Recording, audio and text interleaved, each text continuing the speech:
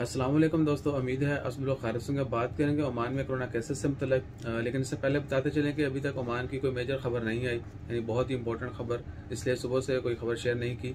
आज 24 मई 2021 सोमवार का दिन है। पिछले 24 घंटों में 857 कोरोना के केस रिपोर्ट हुए और 9 वफात हुई। इन्ना लिल्लाहि व इन्ना इलैहि राजिऊन।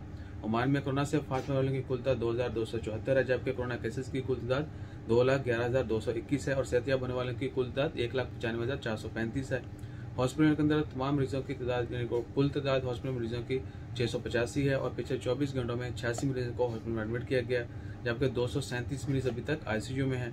दुआ करें अल्लाह ताला तमाम मरीजों को शिफाए कामला अता फरमाए और जितने भी लोग वफात पा चुके हैं अल्लाह ताला उनकी मग़फ़िरत में उनके वाक़ईन को सब्र जमील अता करे। हमेशा जो है सबके लिए खैर की दुआ मांगते रहिए।